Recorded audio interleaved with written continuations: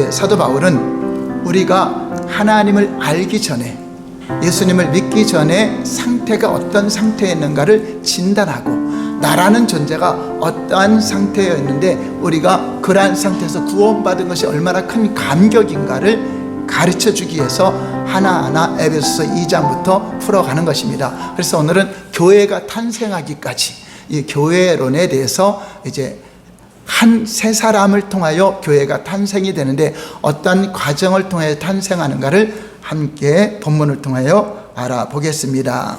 첫 번째 본문에서는 이방인들 우리가 전에는 하나님을 믿기 전에는 이방인이었다. 그럼 이방인은 어떤 상태인가? 11절 말씀 볼까요? 에베소 2장 11절 다 같이 시작. 그러므로 생각하라. 너희는 그때 육체로는 이방인이요 손으로 육체에 행한 할례를 받은 무리라 칭하는 자들로부터 할례를 받지 않은 무리라 칭함을 받은 자들이라. 이스라엘 백성들은 할례를 받으면서 하나님께 선택돼서 구별된 백성이다 라고 자부하고 있습니다. 그런데 우리 이방인들은 할례 받지 않은 백성. 그러므로 생각하라. 그때는, 지금 저와 여러분들은 예수님께 와 있잖아요. 교회 한 몸을 이루고 있고 하나님의 자녀가 되는데, 그러므로 잘 생각해봐라. 오늘 저와 여러분들이 이 교회 한 몸을 이룬 것이 얼마나 귀하고 소중한 것인가를 한번 생각해봐라. 그때의 하나님을 믿기 전의 상태가 너희는 이방인이었다 하는 것입니다. 그래서 이방인에 대해서 12절에 이렇게 설명하고 있습니다. 다음 절 12절 시작. 그때 너희는 그리스도 밖에 있었고 이스라엘 나라의 밖에 사람이라. 약속의 언약들에 대하여는 외인이요 세상에서 소망이 없고 하나님이 없는 자이더니. 자, 저와 여러분들의 상태, 전에 하나님을 믿기 전에 교회 공동체 안에 들어오기 전에는 이런 상태였다. 첫째는 그리스도 밖에 있던 자다. 우리는 그리스도가 누군지도 모르고 그리스도를 기다리지도 못했고 메시아가 오는지 안 오는지 알지 못하고 전혀 알지 못한 그리스도와 상관없이 살아가던 자들이었어요. 그렇지, 여러분 예수님 믿기 전에 그리스도에 대해서 관심 가졌나요? 몰랐잖아요. 모르던 상태였다. 그것이 이방인이죠. 두 번째는 이스라엘 나라 밖의 사람이다 하는 것은, 이스라엘은 하나님이 선택된 백성, 그러니까 선택된 백성이 아닌 그러한 사람들을 이방인이라고 말씀하고 있는 것입니다. 또 세 번째는 약속의 언약들에 대해서는 외인이다. 이스라엘 백성들은 하나님께 언약을 맺은 백성이에요. 그 피로 언약을 맺었고 하나님과 약속의 관계를 맺은 자들인데, 우리는 아무런 약속도 없었죠.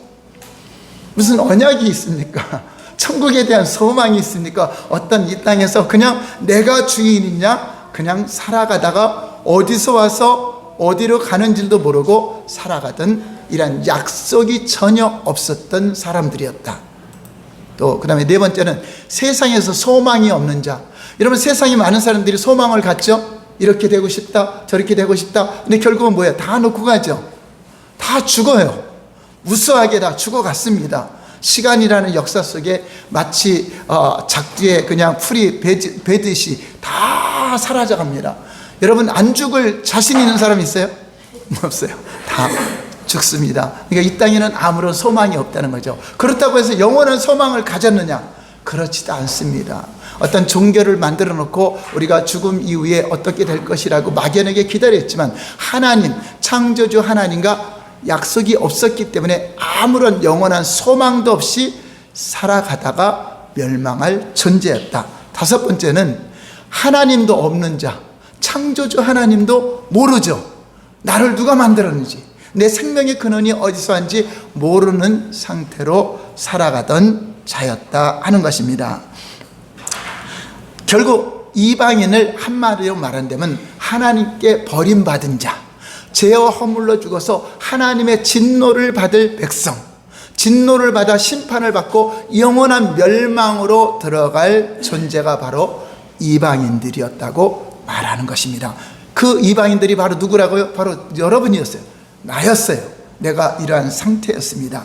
그래서 죄와 허물로 죽은 인간의 실상, 우리가 몰랐는데 죄와 허물로 죽었던 인간의 실상이 바로 이렇게 이방인이었고 버림받은 자였고 하나님의 진노를 받아 죄 때문에 진노를 받아 영원한 지옥 형벌을 받아야 될 우리가 어떻게 되었을까요? 두 번째, 그리스도를 통하여 합형이 이루어졌습니다. 13절 다음 절 시작.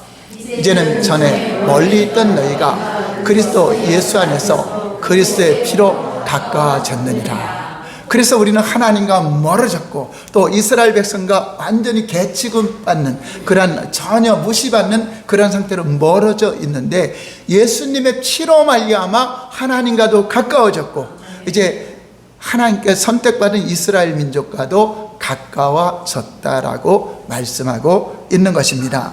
그래서 이제는 그때는 너희가 이방인으로서 이런 상태였는데 이제는 이 단어가 중요하죠. 이제는 저와 여러분들이 예수 그리스도 안에서 예수님의 피로 죄와 허물로 죽어서 하나님과 가로막혀 있었죠. 원수가 되었고 사람들과도 담을 치고 살았는데 이 모든 것들을 다 허물어 주시고 하나님과 가까워진 상태가 된 것을 말하고 있습니다. 근데 무엇 때문에 그렇게 됐죠?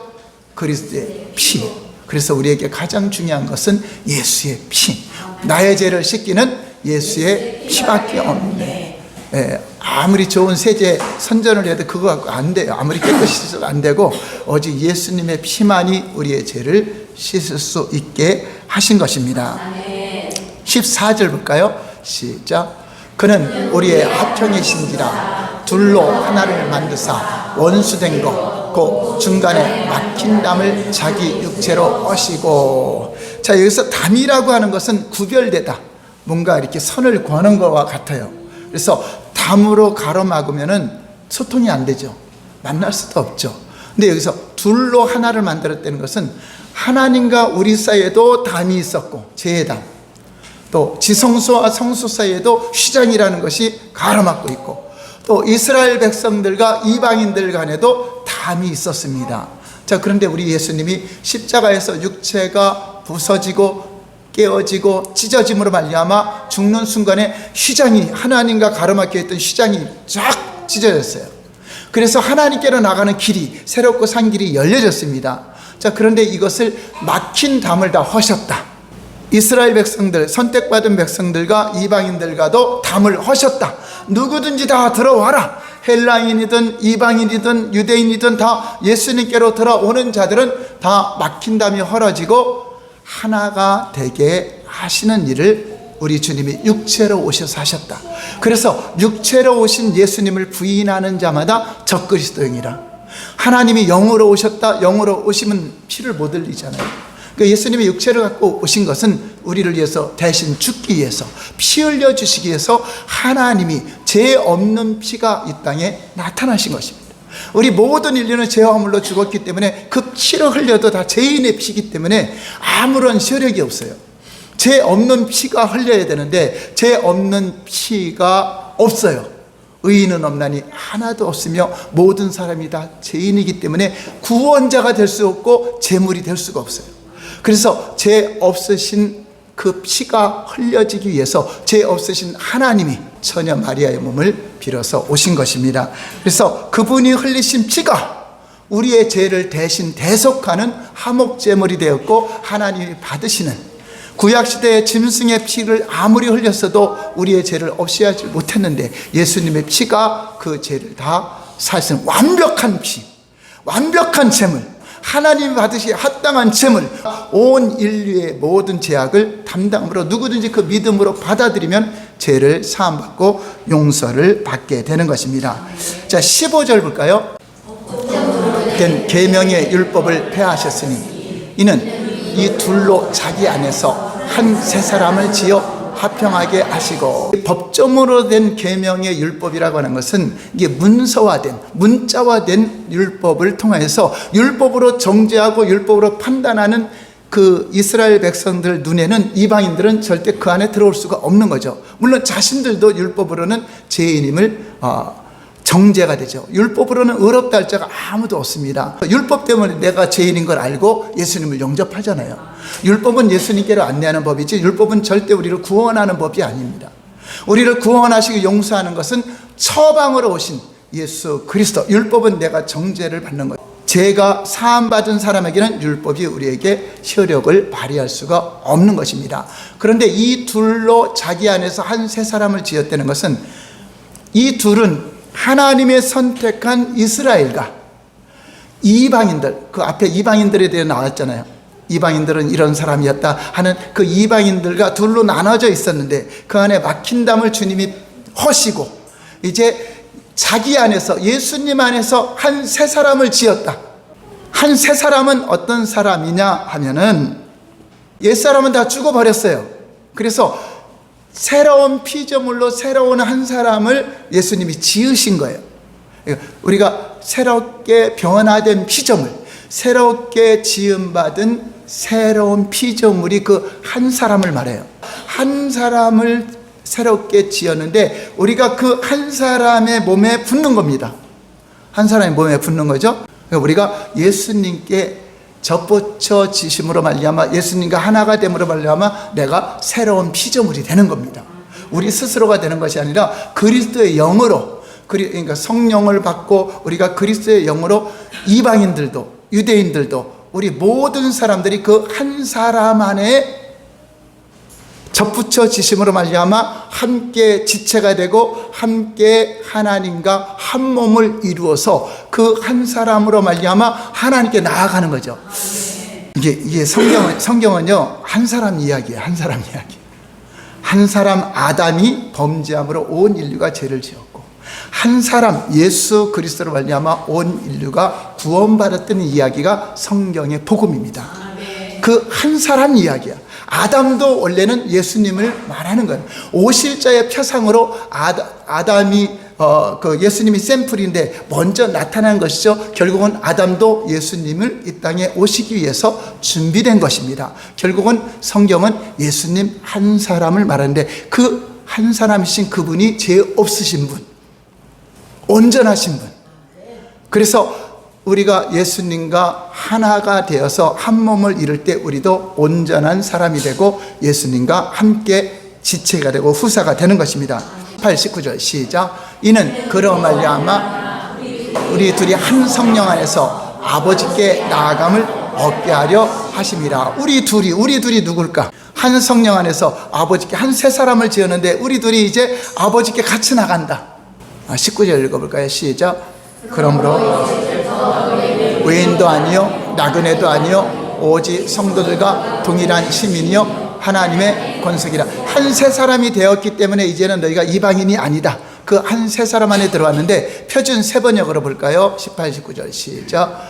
이방 사람과 유대 사람 양쪽 모두 그리스도로 말미암아 한 성령 안에서 아버지께로 나아가게 되었습니다. 그러므로 이제부터 여러분은 외국 사람이나 나그네가 아니요 성도와 같은 시민이요 하나님의 가족입니다. 그러니까 담으로 하셨다는 것은 이제 선택받은 이스라엘 백성과 우리 이방인들의 담이 헐어져서 하나가 되고 이제 한 몸을 이루어서 함께 하나님께 나가고 하늘에 속한 자고 하늘의 시민권을 가졌다는 것입니다. 결국 그 한 사람이 교회를 말하는 것입니다. 교회는 예수님의 몸이잖아요. 예수님 몸인데 새로운 피조물 된 사람들이 예수님 몸에 붙여서 여러분들이 지체가 되고, 어떤 사람은 발이 되고 어떤 사람은 손이 되고 어떤 사람은 입이 되고 해서 주님의 몸을 이루게 되는 것입니다. 에베소 3장 6절 볼까요? 교회를 이렇게 표현하고 있습니다. 시작. 이방인들이 복음으로 말미암아 그리스도 예수 안에서 함께 상속자가 되고 함께 지체가 되고 함께 약속에 참여하는 자가 됩니다. 이방인들이나 헬라인이나 유대인이나 다 예수 그리스도를 믿는 자들은 함께 예수님과 함께 지체가 되고 한 몸이 되고, 그러니까 예수님이 하늘을 상속받을 자잖아요. 그러니까 우리도 함께 상속자가 되고 함께 약속에 참여하고 함께 하나님 앞에 나갈 수 있다. 이 교회의 비밀이야. 교회의 놀라운, 그러니까 여러분은 교회가 얼마나 중요한 것을 표현한 겁니다. 그러니까 여러분이 교회를 절대 무시하면 안 돼요. 하나님은 이 교회를 만들기 위해서 이제 계속적으로 나가겠지만, 이 교회는 만세 전부터 감추어진 비밀의 경륜, 하나님의 경영 계획 속에 교회를 만들 걸 생각했는데, 이 교회는 바로 예수님의 몸이다. 그 여러분들은 예수님의 지체로 살아가는 겁니다. 예수님의 역할을 하는 것입니다. 그렇게 하기 위해서 우리를 부른 것이에요. 여러분 마음대로 살아가라고 부른 것이 아니라 예수님의 지체로, 예수님의 성품으로, 우리 하나님의 형상이 예수님의 형상이잖아요. 그 형상으로 살도록 지음받은 것이 바로 교회 한 세 사람, 그 세 사람 안에 우리가 다 붙어있게 된 것입니다. 자, 세 번째, 그리스도를 통해 세워진 교회입니다. 20절 볼까요? 시작. 너희는 사도들과 선지자들의 터위에 새 있음을 입은 자라. 그리스도 예수께서 친히 모퉁이 돌이 되셨느니라. 이제 교회를 설명하는 건데, 이제 우리가 눈에 보이는 성전 어떤 걸 볼 때 예수님이 모퉁이 돌이 되고 우리가 하나하나 쌓아져서 이제 건물을 만들었다라는 것인데, 어떤 터위에, 사도들과 선지자들 터위에 세운 교회를 말해요. 이것은 사도들과 선지자들은 말씀을 전하는 자들이죠. 예수님의 그 복음을 전하는 자들, 사도들, 제자들이죠. 그 다음에 선지자들도 하나님 말씀을 전하는 자들이죠. 그래서 말씀의 기초 위에 세워진 교회를 말해요. 주는 그리스도시요, 예수님은 나의 주인이시요, 그리스도시요, 살아계신 하나님의 아들입니다고 고백하는 베드로에게 너는 그 반석 위에, 너는 베드로라, 반석 위에 내가 교회를 세운다 하는 것처럼, 우리가 사도들이 가르침 받은 교회, 석가모니의 가르침 받은 교회는 불교죠. 공자의 교훈을 받은 거기는 유교죠. 자, 이것처럼 우리가 사도들과 선지자들이 복음을 통하여 받은 그것이 교회다. 근데 이슬람교는 그렇지 않죠? 예수님의 제자들의 그 도를 받는 것이 아니잖아요. 그래서 교회는 예수 그리스도를 진심으로 주로 고백하는 자들이 모여져 있는 성도들의 모임을 교회라고 하는 것입니다. 그래서 일반적으로 우리가 교회라고 할 때 어떤 종탑이 있고 또 건물 지어진 것을 교회라고 우리가 생각할 수 있는데, 그거는 교회가 아닙니다. 예배당이죠. 예배당. 예배를 드리는 집이지. 교회는 여러분들이 교회예요. 회중. 여러분들이, 그러니까 성전은 누가 성전이야? 우리가 성전이야. 성령이죠. 이 건물 안에 하나님이 계신 것이 아니라 여러분 안에 하나님이 계세요. 이 건물은 뭐죠? 한번 따라서 예배당. 그래서 예배당을 건축하고 성전을 건축한단 말이면 안 되죠. 예배당을 건축. 구약에는 성전을 하나님이 모시는, 왜냐하면 사람이 못 모시잖아요. 죄가 있기 때문에. 그래서 어떤 거룩하게 구별된 성소를 만들고 지성소를 만들고 성전을 지었지만, 이제 오늘날에는 우리가 성전입니다. 교회, 여러분 공동체가 성전이라고 하는 것입니다. 그래서 교회는 헬라어로 에클레시아, 한번 따라서 할까요? 에클레시아. 네, 건물을 말해요. 어떤 걸 말하죠? 부르심을 입은 자들, 회중을 말하는 겁니다. 교회. 우리 금오사랑 교회라는 것은 금오사랑 이름으로, 그 이름으로 모여진 공동체, 그것이 그들이 드리는 예배당이 이곳에 있는 거죠. 이것이 예배당이지 이것이 성전이 아니에요. 여러분들이 성전입니다. 그래서 고린도전서 1장 2절 상반절 볼까요? 고린도에 있는 하나님의 교회, 곧 그리스도 예수 안에서 거룩하여지고 성도라 부르심을 입은 자들. 고린도에 있는 고린도 교회에 편지하는데, 고린도 교회는 하나님의 교회, 곧 누구죠? 그리스도 예수 안에서 거룩하여지고 성도라 부르심을 입은 자들. 그러니까 예수의 피로 제사함 받다 우리 주님께로 들어온 사람들을 교회라고 표현하고 있는 것입니다. 그래서 여러분들이 교회를 다닌다, 이게 표현이 아니라 교회를 섬기는 겁니다. 교회가 누구의 몸이죠? 예수님의 몸이죠. 그래서 어디를 섬기십니까? 이렇게 질문해야 되고, 그럼 여러분 금오사랑교회를 섬깁니다. 한번 따라서 할까요? 금오사랑교회를 섬깁니다. 네, 금오사랑교회 건물을 섬기는 게 아니라 여러분 성도님들을 섬기는 것이 곧 예수님을 섬기는 거예요. 금오사랑교회를 사랑하는 것이고 예수님을 사랑하는 것이에요. 금오사랑교회를 무시하는 것이 예수님을 무시하는 것이고, 금오사랑교회 성도님들을 내가 존중히 여기는 것이 주님을 존중히 여기는 것. 그래서 지극히 작은 자에게 한 것이고 내게 한 것이다. 내게 한 것 같다는 것이 아니라 여러분 다 주님의 지체이기 때문에 직접적으로 예수님이 받으시는 섬김입니다. 한 사람 한 사람, 우리 오늘 아까 보니까 로이가 성도님들의 선물을 주고 섬기잖아요. 그 예수님께 섬기는 것 같아요. 예수님을 섬기듯이 지극히 작은 자 한 사람이나 장로님이나 권사님이나 집사님이나 누구의 몸이야? 예수님 몸이기 때문에 여러분 진짜 예수님을 섬기듯이 안내하는 거고, 예수님을 섬기듯이 식사하는 거고, 예수님을 섬기듯이 해야 돼. 근데 섬기듯이라고 말하지만 진짜 예수님을 섬기는 겁니다. 자, 앞뒤좌우 잘 섬기겠습니다. 예수님처럼 잘 섬기겠습니다.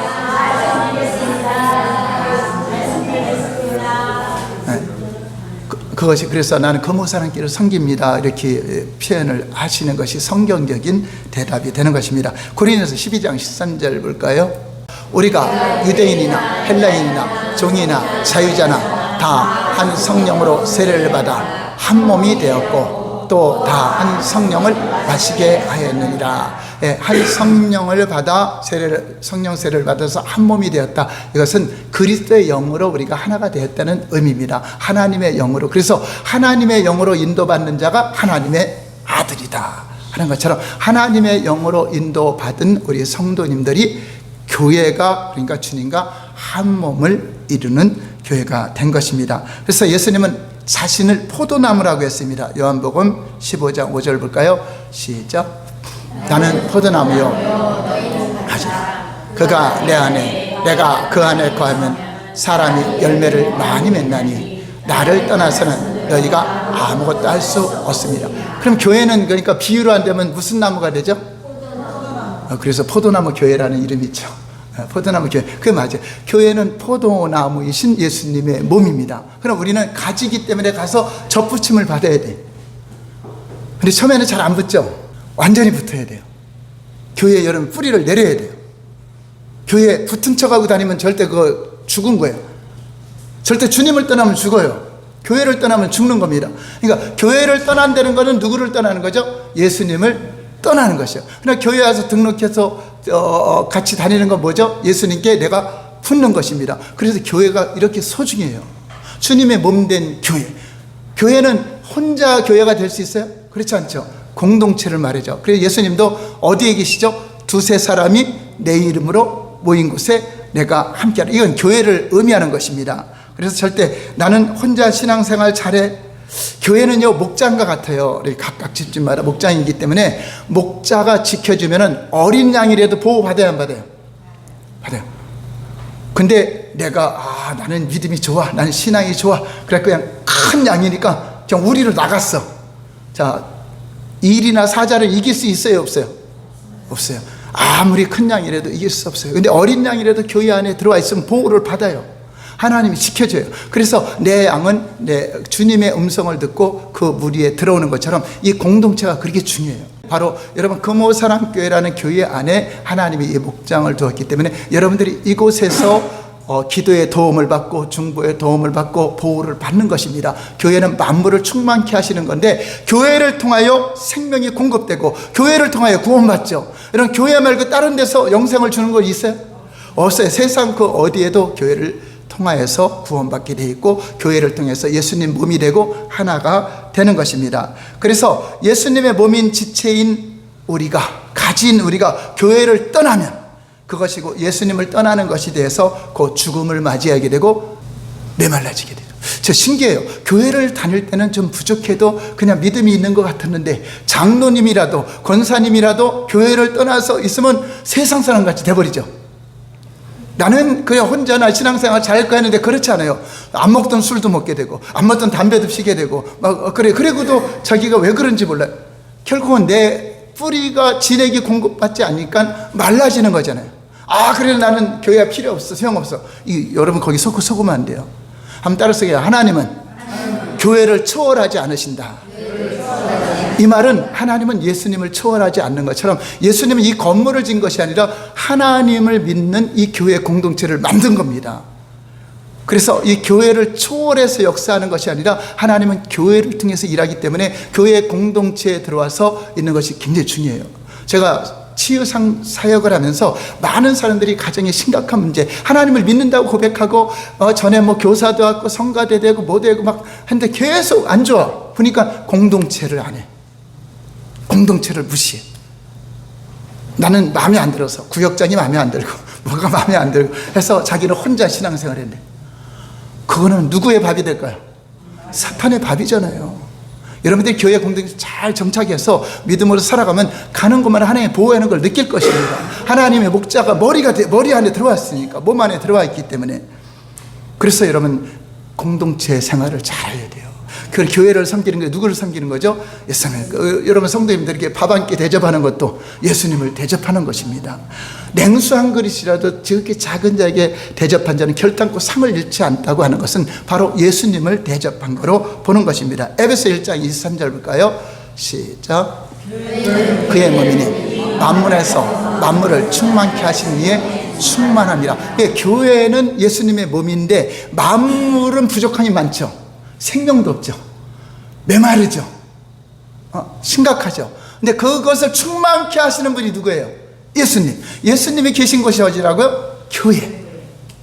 그러니까 여러분 교회를 통해서 생명을 풍성하게 받으시고 날마다 파도처럼 받으시고 축복도 받으시고 기도응답도 받으시고, 그래서 혼자 기도하는 것보다 합심해서 기도하고 둘이 기도하고 할 때 주님이 더 잘 응답한다는 것은 이 교회의 힘입니다. 교회의 능력입니다. 그래서 저와 여러분들이 교회를 통해서 하나님을 알고 하나님을 경험하고, 교회 지극히 작은 자 한 사람을 하나 주님 대하듯이 섬기고, 또 교회는 주님의 명령이 있죠. 복음을 전파하는 명령, 땅끝까지 복음을 전파하고 또 화목케 하는 직책을 줬기 때문에 절대로 교회 안에서 싸우면 안 돼요. 다투면 안 돼요. 사랑하고 용서하고, 누구에게 혐의가 있거든 서로 용납하라.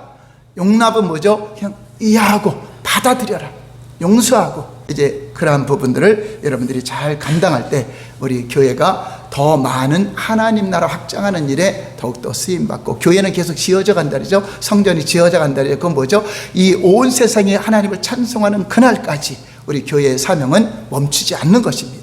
건물은 죽어 있는 거지만 우리 여러분들은 살아 있습니다. 살아있는 주님의 몸으로서 여러분들이 그러한 것을 인식할 때, 여러분들이 손 얹고 기도할 때 주님의 진액이 나가서 손을 통해서 역사가 일어나는 것이고, 우리가 주님의 몸이라는 걸 인정하고 명령할 때 귀신도 떠나가는 것이고, 이런 문제도 해결될 수 있는 능력이, 충만케 하는 능력이 어디에 있다? 교회를 있다. 교회를 떠나서 여러분들이 어떤 걸 얻으려고 한다. 그거는 어리석은 자요, 결국은 가지처럼 메말라져서. 교회 떠나보세요. 아무리 신앙 좋은 사람이라도. 저도요, 교회 와서 예배 안 드리고 목사를 할지라도 한 달도 안 돼서 메말라질 거예요. 괴로워서 못 살 겁니다. 그리고 여러분, 교회가 이렇게 소중한 거기 때문에 모이기를 힘쓰고 서로 사랑하기를 힘쓰고, 우리 주님이 명령한 지상 명령, 교회는 가르치고 전도하고 치유하는 그러한 사명을 우리 예수님이 하셨습니다. 우리도 그러한 주님의 3대 사역을 하는 금오사랑교회 되고, 또 여러분들이 그러한 충만한 은혜가 넘치기를 예수님 이름으로 축원합니다. 기도하겠습니다.